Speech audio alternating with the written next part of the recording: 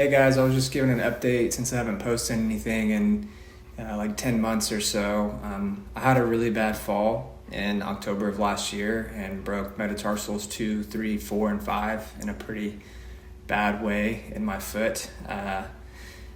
Just kind of a freak accident, went down in a parking lot doing some wheelie stuff, and normally I pop up, and this was just happened to be where the bike came down and wedged my foot against the crankcase in the pavement, and that energy just obliterated the metatarsals. And so I also had a herniated disc as a result that I've been kind of recovering from.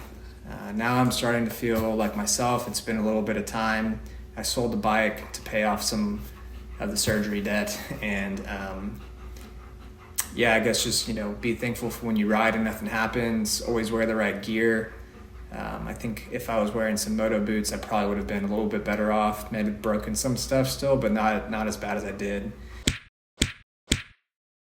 Anyways, I'm hoping to ride again, and I hope to be back on this channel, doing dual sport stuff like I was before. But